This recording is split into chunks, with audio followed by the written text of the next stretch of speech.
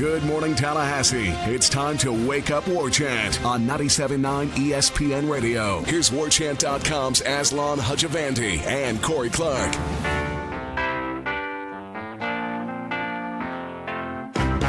Jeremiah was a bullfrog, was a good friend of mine. Welcome on into the show.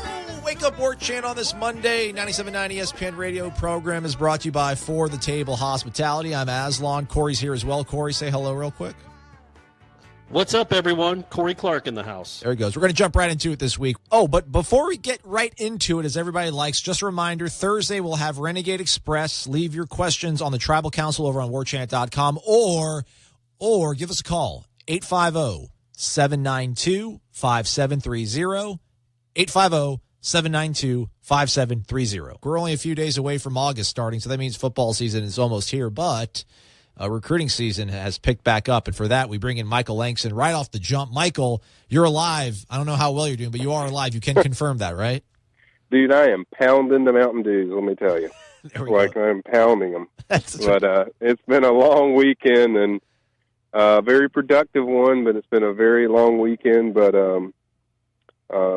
very good weekend so far. Gotcha. WarChant.com recruiting analyst Michael Langston here on the program with us. All right, Michael, so I guess, the news from Sunday was that Charles Cross committed, so I guess let's jump right into that one. What is Florida State getting in that young man, an offensive lineman from Laurel, Mississippi? Well, I think what you're getting is the type of players that Fry likes, Coach Greg Fry. Very, very lean, athletic guy, moves extremely well for a tackle, very good pass pro blocker. He's going to excel in that area. He's going to have to get a little bigger, but he kind of fits that athletic mold of what they want, especially with the offense they're going to run with the spread type. I think he fits it perfectly. Had a really good – I thought he was really good. I think he was even better in this one than what I saw in the camp. Seen more under control in his blocks, set his feet really well. You could tell he learned a lot from the June camp that with Fry working on him. So I think he's a tremendous pickup. I think eventually it will be a 4-star. I think it's just a lot of people need to see him in action, but certainly a big pickup at a major position in need at offensive tackle. All right, well, on Saturday, we were camped out front of the Champions Club, and we were waiting for, I guess, the man of the hour, but there was a lot of men of the hour. But Kayvon Thibodeau, the defensive end from California, was kind of quickly shuttled away from us via Coach Mark Snyder, who said he had to get him to the hotel. But you were able to catch up, I think, with Kayvon later on in the weekend. What kind of maybe stood out to you? I know that's one of the questions you always ask the kids is what stood out to them from their visit. Was there anything that stood out to you from talking to Kayvon Thibodeau that makes you feel good about the chances for the Noles? Well, I think this visit was really about, seeing what SNL's like, watching Coach Snyder coach firsthand. That was really a big thing for him. And then also, he had a lot of time with the FSU players, which he didn't do that the first time because he visited in the spring game. You don't get a lot of time with the players because they're playing, obviously, and you don't get a chance to bond with them. He got a lot of that. He bonded with Brian Burns, DeAndre Francois, Janaris Robinson, a lot of guys on the trip that really helped him get a little more comfortable with everything, and also just seeing what Taggart's doing and just their vibe of what's going on there. I think it was a big plus for FSU. I hear very positive vibes coming off the visit from the FSU side that it went really well, and went to FAMU too. You really like that part. Going to FAMU, got a chance to go there and see Willie Simmons. For people who don't know, Willie's actually from Quincy, so he's kind of a local guy that took over FAMU, and I think he likes what they're doing over there at the program. So it was kind of a good mixture, and Willie actually showed up for the SNL, so it was kind of neat just seeing the two programs together. I think he liked both places, but I think overall the visit kind of showed him what Tallahassee's like. He liked the college town, the type of town it is, and I think the biggest takeaway from this was him just being able to bond with these players, because that's a big part when a kid's starting to decide on where you're going to go. I think FSU did an excellent job as far as his connection and how comfortable he was with the players. Michael Langston, recruiting analyst for WarChant.com, joining us here on Wake Up War Chant. So I guess overall, there's a lot of kids that we talked to. We can't really dive into all of it, but overall, this Saturday Night Live thing, I think a lot of folks might have had some sort of misconception that there's going to be all sorts of guys that are going to hop aboard, but it's been a slow sort of trickle. Do you feel, in talking to these kids, that the main objective, I guess, of the camp and Willie Taggart, they're pretty happy with what they were able to accomplish with that camp on Saturday?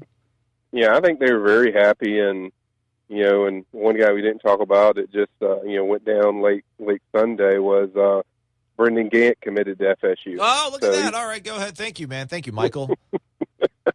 He's a Rivals 100 DB. He's a safety. They want safeties in this class. He was a great pickup.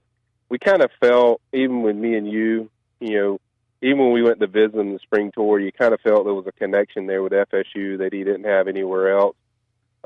He's known Taggart since USF, and certainly his time at Oregon, they talked with him. So I think that was a huge pickup to get a guy like that, to get the momentum going. He's a very popular kid around the national scene with other recruits. So it just keeps that momentum going, what they have. And then, later on Monday, I think there's a good possibility, they might be able to add another one. I think Kalen DeLoach is going to be announcing, and, I feel pretty good about their chances there. Corey, how jealous are you that you weren't here for it? Man, I wouldn't say jealous is the word. But, hey, I was watching from afar and really excited to keep up with who was arriving. But Michael, I was going to ask, do you think it went as well as they hoped it would? I think it was actually better as far as the results they got from it. We haven't even touched on all of them, like, Rivals 100 linebacker N'Kobe Dean, who came there, Tyler Davis, another defensive tackle, went there. And then, the offensive guard, 5-star Cardell Thomas, was blown away by the visit, and he shocked me when he actually said, he's like, it's 50-50 now with my commitment to LSU and FSU. He said FSU is the one school that matched everything as far as how I feel about LSU. So that was a big shift as far as information and recruiting news as far as that. I think the big thing is, it didn't go off with a hitch. I mean, it was delayed an hour and a half, and starting the SNL, it was hotter than blue blazes out there, very hot. But I think the main thing you have to look at is the results of what you got from it. The recruits and their families all loved it. I actually talked to about 7 recruits and their families that went to the FNL one at Florida, and they said this one was so much better than the FNL because it was so organized. They did different things that they've never done at different events, and I think FSU accomplished everything they wanted to, and probably even a little higher than what they expected. I think it was very detailed. I think the coaching was very clear, but also they let the kids do the stuff that they know that kids want to do when you get in camps and events like that. They want to do one-on-ones, and they did a lot of one-on-ones, a lot of competition. But also they just did different little things. Had dinner at the Champions Club. They did different things to kind of show them what it's like to be an FSU player. Players talked to the recruits. I think it was very detailed, and I think all the recruits and their families were blown away. I was going to say, it feels like you got about 30 or 40 official visits without actually calling them official visits. Yeah. I mean, it's basically like that, and that's the thing. On Saturday night, people were like, "Well, man, there's no commitments yet, Michael. What's going on? This thing looks like a failure." I'm like, guys, you got to focus on the results of what you get from it. The news on Cardell Thomas, the news on N'Kobe Dean. Of course, on Sunday, N'Kobe Dean's mom came out and said, if it was up to me, he'd be signing with FSU. So you kind of know where the mom stands, which is a big part of the decision. So it was such a dramatic effect on every kid that was there. I mean, it wasn't just a little effect like, oh, yeah, I had a good time. No, it wasn't. It was, like, dramatic. Like, every kid was, like, blown away by this experience. And I got the impression, a lot of these kids go to these different events, and I got the impression that the FSU one was something that a lot of these kids have never seen before. How about Cardell Thomas? Or can you? I was just going to call him Cardell Thomas. Am I right or am I wrong on that? I should know this. That's right. All right, I'll just go with your first instinct. What about him? That's a kid from Louisiana, committed to LSU. That's probably even more difficult than pulling a kid out of Alabama. We've pulled kids out of Alabama. We've got Kyle Myers from Louisiana, but it always feels like those upper echelon kids in Louisiana never leave and always stay home with LSU. How legitimate of a shot do you think Florida State now has with that big 5-star offensive lineman? I'll be honest, Aslan, I didn't think they had any shot going this week. I was like, okay, they got him to visit. That's great. Whoop-de-doo. I mean, they're going to, he'll have a good time and stuff. But I was just absolutely floored when he told me, like I said before, his connection on the visit, just how blown away he was just working with Coach Fry. He said Fry did stuff with him that he's never had any offensive line coach do, and he was so detailed in just the minor things you do as an offensive lineman that I guess nobody's really coached him on.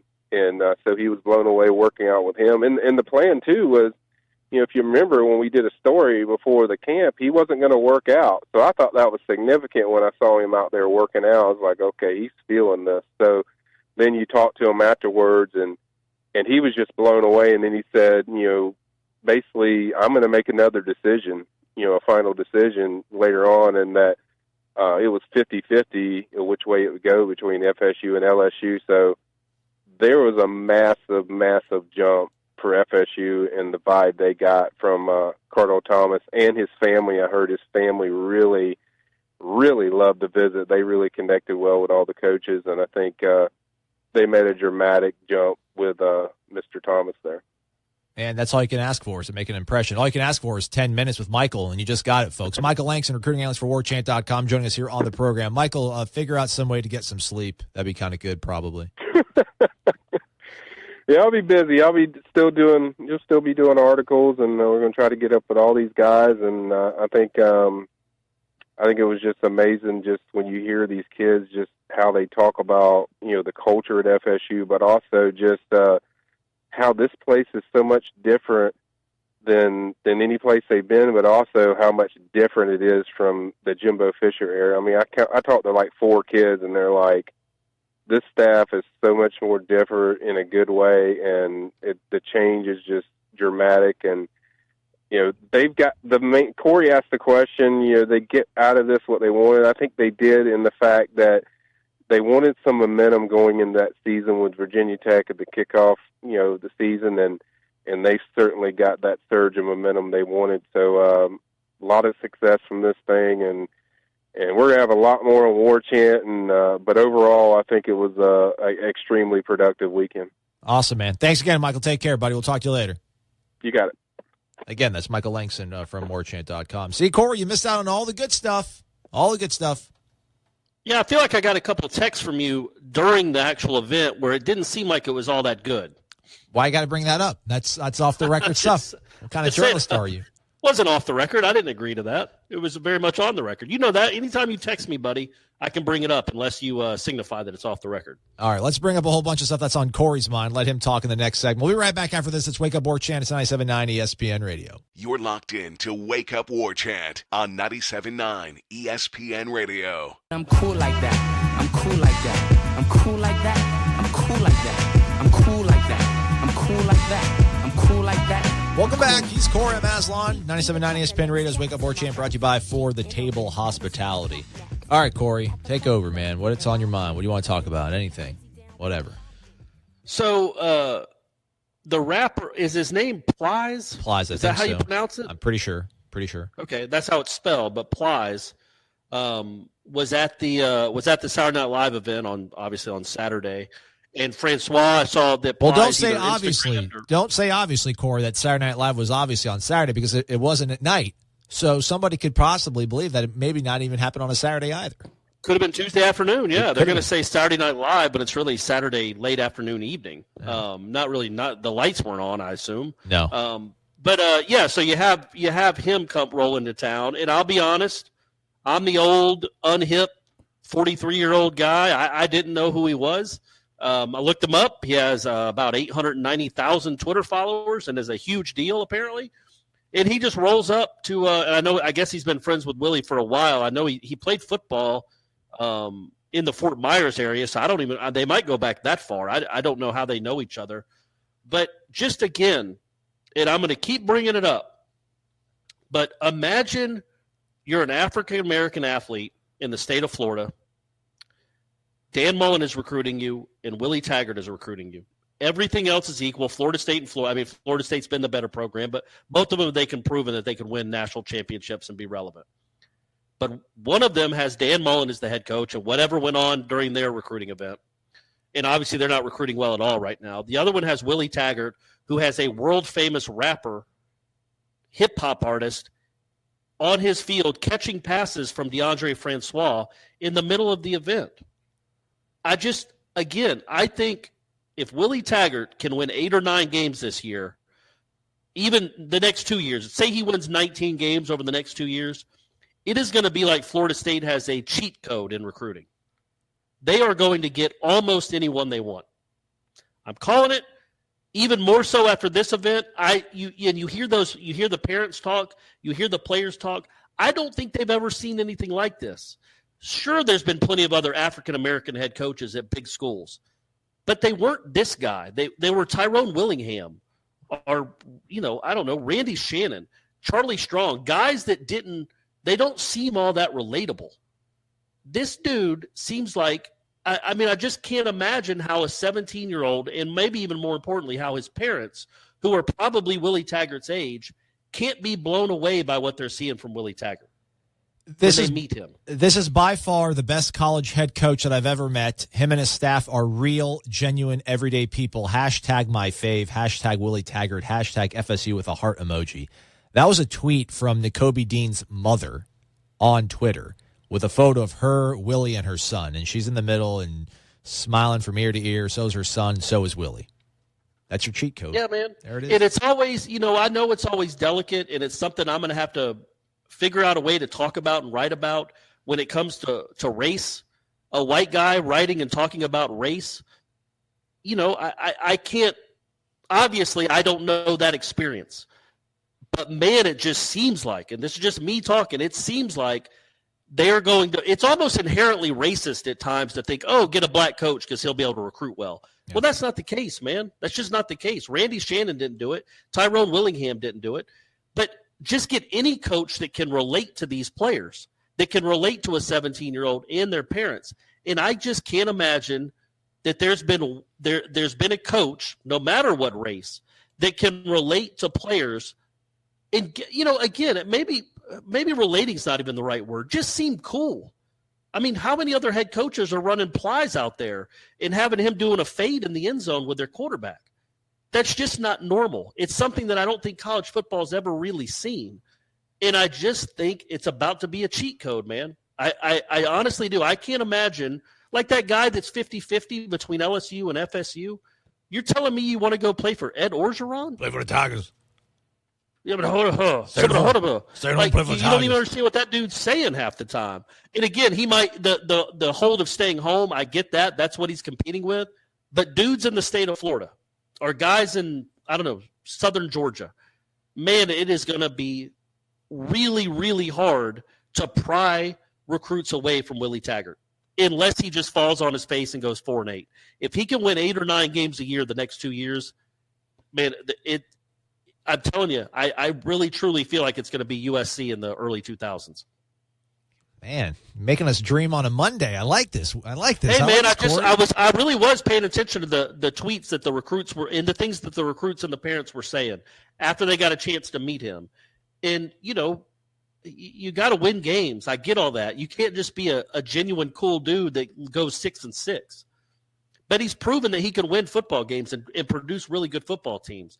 And now it's like you gave one of the best recruiters in the country a full it's like he has his own shopping mall to go shop from, when usually he was in a Foot Locker or a Barnes & Noble. Now he's got the whole mall because he's got the Florida State brand behind him in the history and the tradition.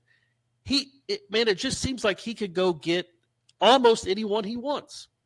Subplot. This doesn't work out, but then after 4 years, he goes to Alabama and recruits like heck for freaking Nick Saban as an analyst. Yeah, maybe, man. No, let's hope he doesn't do that. Good grief. I'm just kidding. Hopefully they'll get rid of that. They'll get rid of that rule by then. But he got 2 commits already. He's going to get a bunch more just from this weekend. And then it's just going to be, it's just going to be a train rolling full steam ahead. Do trains go full steam or do ships? What's that saying come from? I think the train. Steam engines. I know steam engines, but I also thought, boats used to have. I'm going to look that up during the break and see where that full steam ahead came from. I would have thought ships because, hey, let's get, Titanic full steam ahead right into that iceberg. I did just Google train or boat full steam ahead, and all the photos that popped up was trains. Not one single boat has popped up. Oh, all right. Well, I was wrong then. Sorry. That's fine. It's fine. These things happen. First time for everything. So are you with me? You're a Florida State guy. Are you starting to see like this? Jimbo recruited great. I get that. For a while anyway. But I think this could even be more than that. Like a number 5 class last year. He recruited well the entire time. He just screwed up a quarterback somehow, inexplicably. Not last year. You mean 2 years ago? Yeah, right. Because he was on his way out last year. Yeah. I'm sorry, I didn't mean to offend Jimbo. We're all hating him right now. Let's all bond over our disdain for the guy who left us. Yeah, it's going to be. I follow you. I don't. But this is where I differ from you. I don't even think he really needs to win. I think they could go 6 and they could not even make a bowl. They could fall on their face and go 6 but they would still make a bowl game with 6 wins. They could go 5 and 7. I still think he would recruit really well because he could still pitch them on, I need you to help me do this. And they'll come to him. There's a high school football coach that I saw in the stands, and he's a Miami fan. And I'm like, what are you doing here? You're a Miami fan. He's like, well, there's a couple guys on the team that I like, plus I'm rooting for that guy. And he points at the Jumbotron, and there's Willie's face on it with the Saturday Night Live logo on it.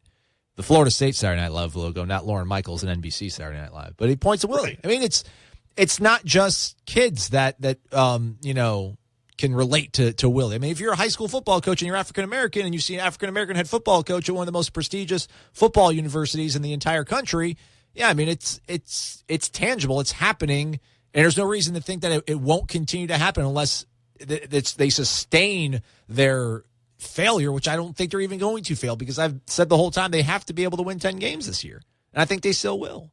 I mean, they don't have to. You do? I didn't know you were on board saying you thought they were going to win 10. Well, no. I mean, my whole thing was I know the schedule's hard. But if this team, with the amount of talent that's been stockpiled at most positions, was this – I mean, if they could muscle out 7 wins last year and there's a couple that they could have gone their way, the whole we're going to play for each other, we're going to play out of love for one another in this locker room thing that Willie's trying to do, plus the fact that they're going to have a more – wide open offense. It's going to allow these playmakers, these athletes to be athletes and make more plays against what we assume is subpar teams in terms of athlete for athlete. NC State might be they might have been a better team last year, but athlete for athlete, I don't think they can line up and really, outmatch or outman Florida State. So, I mean, there's enough things that should change with just having a coach that's engaged and people actually love and want to play for him really freaking hard and they don't want to roll over in Chestnut Hill on a Friday night. That you can squeeze out 3 more wins, I think. I think it's totally doable. And I think that should be the bar. I really do think that should be the bar. And I won't be disappointed if they win 8 games. I know there's going to be some people like, well, do we make the right hire? I'm not going to jump to that conclusion. But I'll be disappointed if did I just talk both ways out of my mouth right there? I said if they'd be disappointed if they didn't get 10 wins, but I think they should get 10 wins. But no, I think 10 wins what you should shoot for. It sounded like that's what you said. But that's not really you think they should, but you wouldn't be crushed. You wouldn't be questioning the hire if they did. Right. No, exactly. So, I mean, we're seeing it right now, man. The Taggart effect is taking hold, man. It's pretty cool. So right now, and trust me, that these all fluctuate wildly, and I just happen to be looking at the rankings right now, so that's why I'm bringing it up. Florida State right now is number 7 in the recruiting rankings, and people might roll their eyes and say, oh, well, that's not great. But they don't have the way these things are scored on Rival, and all of them, they're scored by points and how many commits you have and the star ranking and all star average. So they're number 7 in total points, but they have less commitments than other schools, and they're number 2 overall in star average, which to me is a more, not that stars are everything, but if you're wanting to know about the quality of the class, the star average is where you look, because you might just sign 18 kids. Well, if they're all 4 and 5 stars, you might not be number 1, but you might have gotten the 18 best. You might have the best quality class. And right now, Florida State has the number 2 overall class in the country going by star rankings. And again, they're not done. They're not done. They're going to get more 4 and 5 stars before this season's up. A lot more, probably. Look at you. Well, you go away for one weekend, now you're the recruit Nick of the show? It's what I've always wanted. It's kind of my passion. I've just been laying in the cut, laying in the weeds a little bit, ready to strike. But now this is what I want to do full time. So I hate for Langston to find out this way, but it looks like I'm probably going to be the new recruiting reporter. Come for his job. Hey, Corey, guess who's number 42 in these rankings? Is that the team in Gainesville? Yeah. Yeah, man, he's crushing it. Such luminaries as Virginia, Colorado, Texas Tech, and Boston College are ahead of them. Wake Forest as well. Yeah. That will probably change. Purdue. But, it will obviously change. They will get some kids. It's the state of Florida. You're not going to be ranked outside the top 25 when you recruit when you're Florida, Miami, or Florida State, I don't think. But still, it's got to be troubling for Florida fans. I legitimately think they're worried when they see an event that happens Saturday night in Tallahassee. And whether you roll your eyes or not, man, when you see international rap stars running routes in another team's end zone, your rival's end zone, meanwhile you've got Dan Mullen taking the cheesiest pictures on earth and putting those on Twitter, I think this day and age, man, you're really wondering, oh, man, we might get lapped. Like, we are really in a bind when it comes to trying to get these kids on our campus. Yes. Much like, quite frankly, Ron Zook and Urban Meyer when Bobby Bowden was in charge. I feel it's like that. For whatever reason, those kids loved Ron Zook, and he recruited his ass off when he was in Gainesville. And Bobby Bowden didn't win a lot of head-to-heads with Ron Zook, just like I don't think Dan Mullen's going to win very many at all with Willie Taggart. By the way, he did it again, Dan. He did a photo. I don't know if he was crouched down. He might have been crouched down, but he did the whole pinkies on the sides of the mouth, like trying to show off his grill. But he has a perfect set of teeth, so it defeats the purpose. It's not to the point ever where I'll feel bad for Florida because I enjoy their failure in all endeavors. He's got to stop this, though. He's got a family to think of. And these photos are and also forever. All it does, I guess he's trying to relate. Maybe he's being ironic. I don't think he is. So he's trying to relate to the young kids that he's recruiting. And all it does is paint just how stark a difference it is between the real deal, the genuine article in Tallahassee, and the guy who's trying to look like it. Yeah. Let's talk about the photos of young men without their shirts on. You want to do that? I mean, we'll be right back. Yeah. Wake Up War Chant, 97.9 ESPN Radio. The Sod Cemetery, Osceola and Renegade, and of course, the War Chant.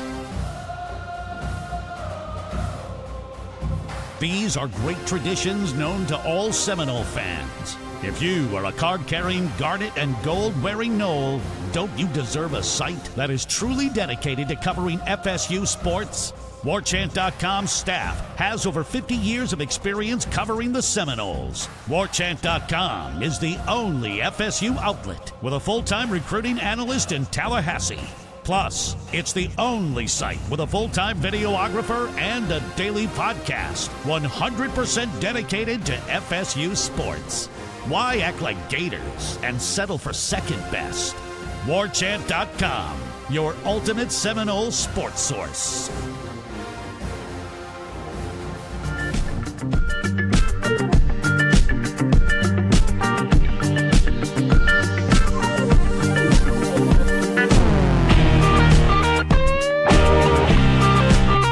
Wake up! 97.9 ESPN Radio's Wake Up War Chant. Corey Clark, senior writer, columnist for WarChant.com, and then myself, Aslan Hajavani, director of digital media for WarChant.com. We make up the show. It's brought to you by For the Table Hospitality.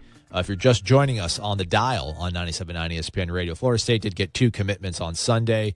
Charles Cross, offensive lineman from Laurel, Mississippi. They're the Tornadoes, your most feared natural disaster, Corey. And then also Brendan Gant from Lakeland's Kathleen High School. He's a Rivals 100 defensive back. So Saturday Night Live instantly paying dividends. You know, it was also the side attraction out there, Corey, besides your boy Plies running routes with your boy DeAndre. Because I guess that's your boy now, DeAndre. Right? That's your guy? Right. Is the fact that, man, DeAndre tweeted over the weekend that he put on 26 pounds. That's a big number. That's a dubious number. Did he really? That's what he said. And he was out there throwing the ball. And I will say this. from like his rib cage up, his torso is huge. Not huge, but it's significantly larger than it was when he was throwing the ball in 16 and 17. He has put on weight, good weight, not bad weight. He has put on good weight. Cam Akers was also out there. So I need to figure out some way to maybe incorporate the fact that, like, Cam Akers' torso looked like a turtle shell. Like, it was defined, like the top of a tortoise or something. I don't know. Mm-hmm. Like, maybe we can call him Turtle. I think that'd be kind of funny because people think he's slow, but it's like, no, he's just jacked. But it's probably not a good nickname because it came from my mind. But also James Blackman. There's photos of James Blackman out there, and James Blackman actually looks like he's put on some weight, potentially over the 176 that he's listed on the roster. My question to you is, Corey, is that a good sign for you? Like, does this give further evidence that DeAndre is buying in, or he's on the right track, that he's seemed to have committed himself to the weight room this offseason? I mean, I guess if he's really gained 26 pounds and we assume most of it is muscle, that's not a bad sign. It means he has dedicated himself. I think at some point it's diminishing returns when it comes to a quarterback. Like, you don't want to get too jacked. Well, yeah, you want range of motion. Yeah. You want. I mean, I know he's got professionals working with him, but I never thought that he was too slight to compete in Division I. If anybody was going to gain 26 pounds on the Florida State football team, it need to be the guy behind. Be the guy that's trying to win the job. Beside Francois, I mean, Blackman's the one that needs that weight.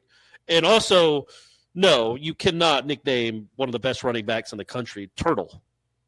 For two reasons. It's irony, Corey. Number one, yes, it implies a slow-footed, kind of waddling animal that when it gets scared goes into a shell, okay, which you don't want. Right. And also the dude from Entourage. You don't want that kind of nonsense associated with your program. He was with Meadow Soprano for a bunch of years in real life. Turtle was living it. You know the problem I had with Entourage, and I know everybody listening wants to know, hey, Corey, you watched Entourage. What was your issue with the show? What was your issue? At the beginning, it was cool because we could all relate to, like, man, wouldn't it have been awesome if Brad or Shane or one of my other buddies became a huge Hollywood actor and we all just moved out and, like, leached off them? Yeah. Wouldn't that be cool? Like these three slubs that don't do anything because they're friends with the huge movie star.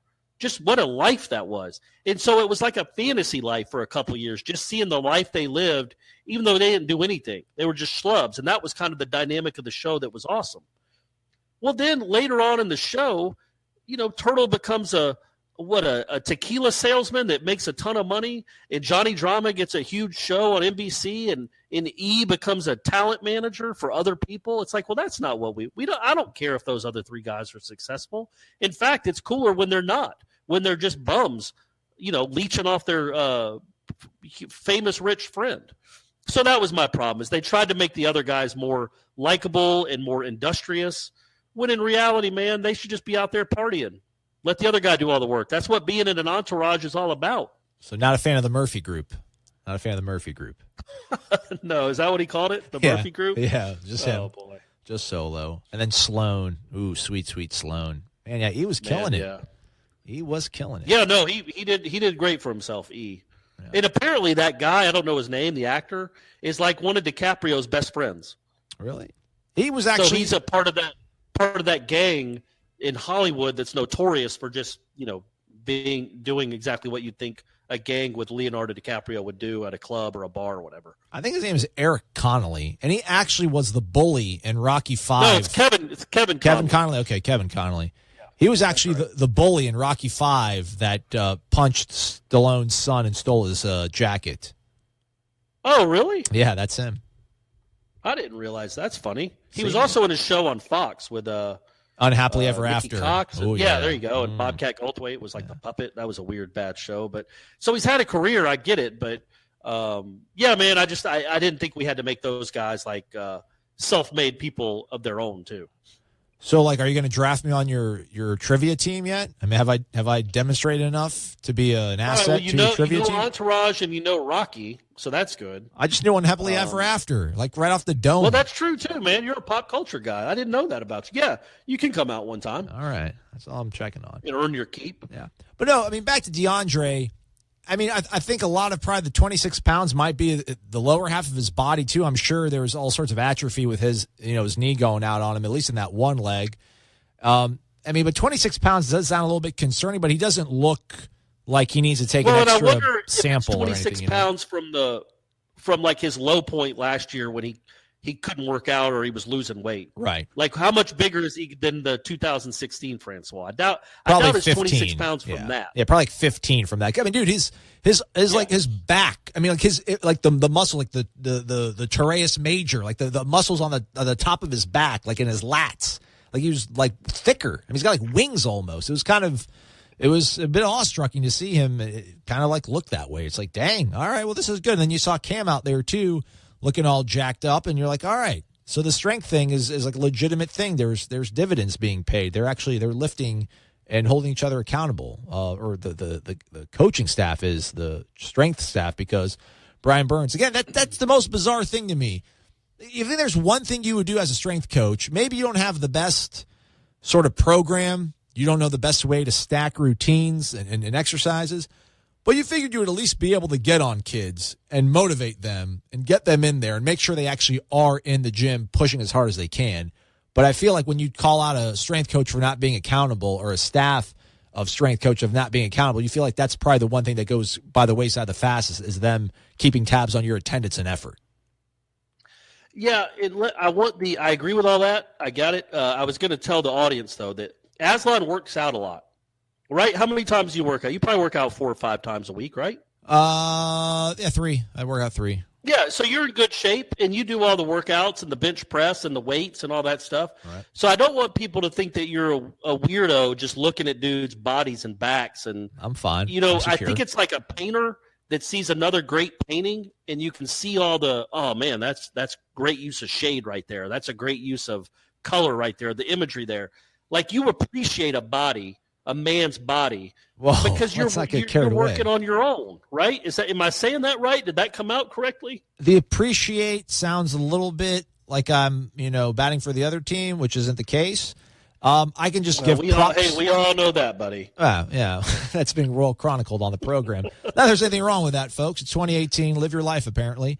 But no, I mean, come on. I mean, the guy, listen, there's like certain guys, like if I had a girlfriend and she left me for it, but he's a better looking guy than I am. Like, but I'm saying you can like look at a back and go, wow, he really is working out a lot. That's crazy what he's doing with his back or his torso. Oh, yeah, for sure. That's impressive. Like, they all look like they all look ridiculous to me. Yeah. But I think the finer points of working out, you can appreciate. Yeah, let's retreat, or at least I'm going to retreat to salvage the rest of this program. We'll wrap it up right after this. It's Wake Up War Chant, 97.9 ESPN Radio. You're locked in to Wake Up War Chant on 97.9 ESPN Radio.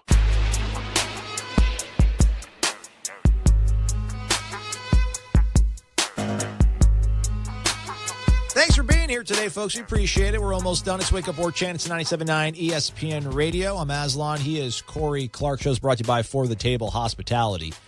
Corey, you've got me beat on pretty much everything that involves, bucket list or checklist things when it comes to Florida State. Like, were you there for the first national title victory against Nebraska? I was, yeah.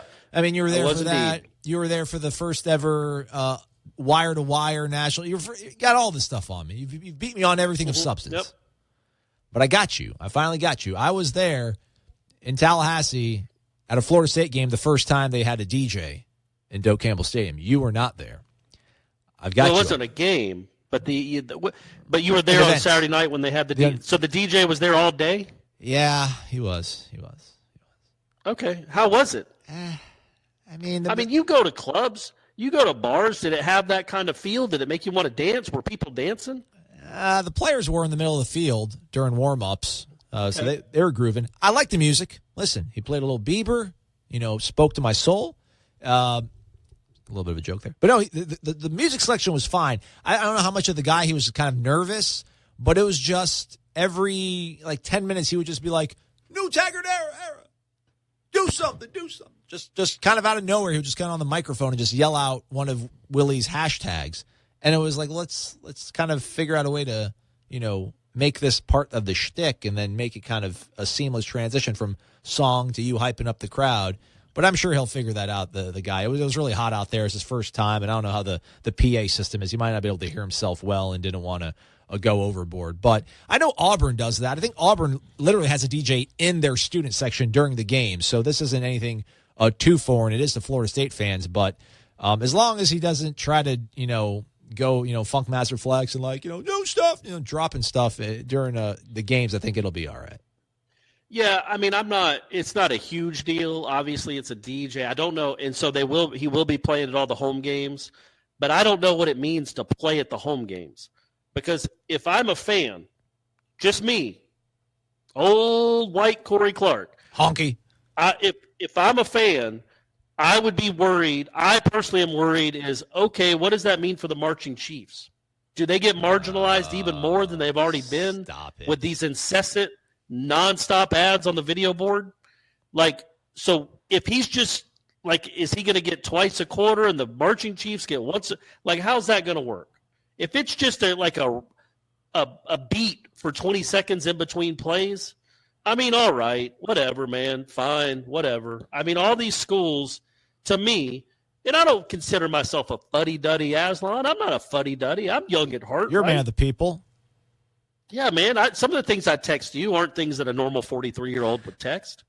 So I feel like I'm a man of the young people, even though I didn't know who Plies was. I granted. But, man, I just think these colleges make a mistake when they try to make their atmospheres a pro atmosphere. The cool thing to me about college football is it's not a pro atmosphere. It's college. You do have bands playing and cheerleaders saying whatever they say. That's always been kind of cool to me. Maybe I'm a dinosaur, and maybe this is just the way it's going. But I guess my overriding point would be I don't think there's anybody that's on the fence about buying season tickets. Man, I just don't know if I have the money. I mean, I really want to go to and it's a great home schedule. Honey, I just don't know if our budget can afford whatever the money it's going to be for those 4 tickets. Well, did you see that they're going to have a DJ? Oh, snap. I didn't know that. Now I got to buy my tickets because they're going to have a DJ. So bottom line wise, what does it do? Is there going to be one extra ticket bought? One extra season ticket bought because of a DJ? I think maybe you're hoping you're going to retain the student section a little bit more, which happens to be probably the per capita. They produce more decibels than other segments of the fan base. Yeah. Yeah, and I think didn't Clemson do something like that too? Because they had a problem with their students leaving. Of course, they put half their students on a hill and make them sit there. But I think Clemson did something like that, and that's fine, man, I guess. But what if the students leave anyway? You tried, I guess. Yeah.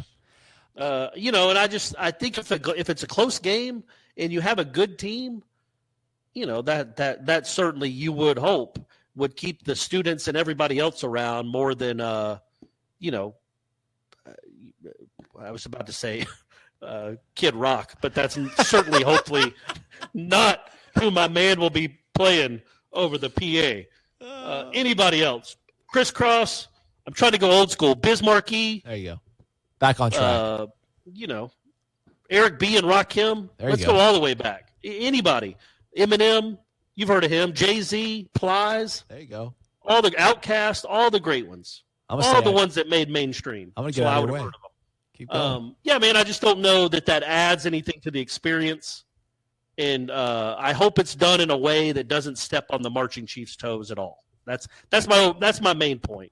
Is that I hope it doesn't keep – they already don't get to play enough. I hope this doesn't keep them from playing even less. All right. It makes them play even less. Well said, well put. Don't mean to cut you off there, but we are up against the clock. We're 35 days away from kickoff, Corey. Leonard Warner III, number 35. Leonard Warner III. Yeah. Yeah. What are you thinking? I wanted to do something like Leonardo DiCaprio Warner, but that wouldn't work. It's more than a mouthful. Can't call him Trey. Although, there's like 5 guys on the roster. I think I've pointed this out before. There's 5 the thirds on this roster. Trey McKitty's the third. Stanford Samuels is the third. Leonard Warner's the third. There's a walk-on that's the third. Maybe there's 4. Maybe I overshot it. But there's a whole bunch of thirds on the team. What about if we called him Trilogy? Oh, okay. Okay. That's not bad, right? Okay. Call him Trill for short. Oh gosh. That just happened. Dude, Wake up, War Chant listeners. Wake up! We just gave Leonard Warner an unbelievable nickname, Trill. It's 7 a.m. Core's accomplished more than all of us have. Have a great one, everybody. We'll talk to you later. WarChant.com is the ultimate inside source for FSU football and recruiting. And now you can get in on the action for free for an entire month. WarChant.com is offering a risk-free 30-day trial subscription. Get full access to the #1 website covering the Seminoles just by entering the promo code WarChant30. That's WarChant30. Sign up and get in on the world's most active FSU message boards. Receive breaking news, stories from our award-winning staff, plus get exclusive interviews and videos. Just enter the promo code WarChant30. WarChant.com, your ultimate Seminole sports source.